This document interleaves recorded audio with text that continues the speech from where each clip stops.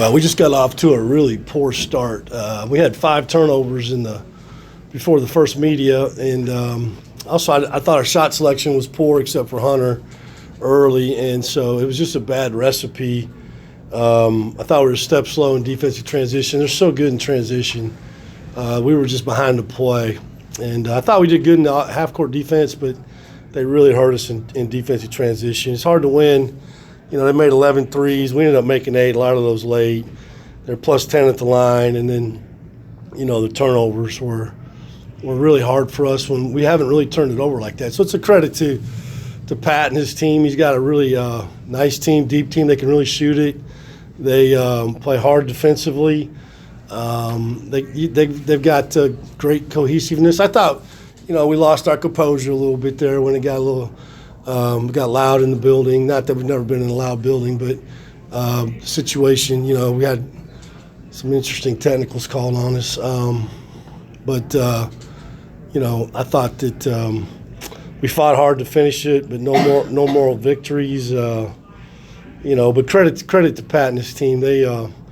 I knew they were good coming in, and what I saw in person was true. You know, Smith's an interesting guy to guard because, you know, if you can't really help because then he gets open. So then if he becomes a screener when you don't help, and then they get, you know, back cuts and lobs. And so we had to kind of mix it up going with him, and he's going to make some. Edwards is a good player, aggressive. You know, Chucky's playing at a high level as a point guard. He's really doing a great job running their team. So you know, I think they're gonna finish strong in our league, would be my guess. And you know, we've got a tough stretch where we just came off Duke, Carolina here, and now we got Pitt at home on Saturday before we go to California. And so we just got to regroup. We're just halfway through the conference. I mean, that's the thing. I know it's a tough loss, but we're 7-3, and you know we got 10 more to go. So, any questions? Nope. Oh, I was ready to go. I knew you'd say something. Probably can't say much, but were the technical fouls for talking to the officials? I know the last one was for the taunting. I think the technical first one on Hunter is a culmination of him getting an absolutely horrendous whistle in our league.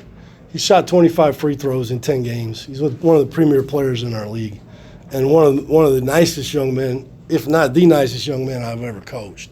And so I'm sure he was just frustrated. But that's not how you handle that, and he knows that. So I don't know about the first one because, I mean, there's 14,533 people in the building and yelling and screaming. I don't know how. I couldn't hear it, and I'm standing on the court.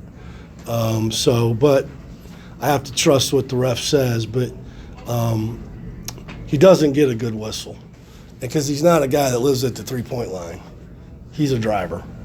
And so, you know, it is what it is, but that's something I just have to address, you know, with the league. Thank you for that question. Coach, if you could just talk about, especially in the first half, Louisville offensively seemed to get some pretty good looks against your defense. It's, you know, normally very stingy. I thought they got them off transition, and I thought they got them off 50-50 balls.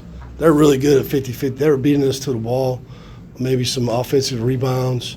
I played more zone in the first half than I really wanted to because we got buried a little bit there.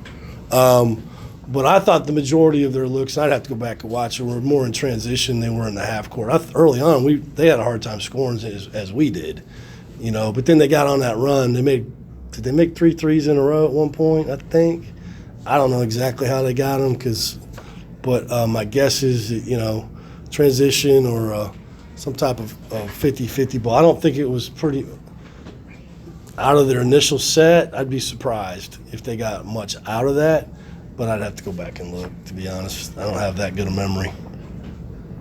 Steve, how much of a gap would you say is there a gap between Duke and Louisville and the rest of the league? What, did you just see us play Duke? Did it look like there was a huge gap? No, but Duke is on a 14-game winning streak, and their average win in the league is 20. Okay, well, then you put Louisville in that group too? Well, their average coming in tonight was 15. Yeah. In there, and they've had one. The game at Pitt was only single digit. Have they been to Duke? They Duke came here, and that's Yeah. how many times.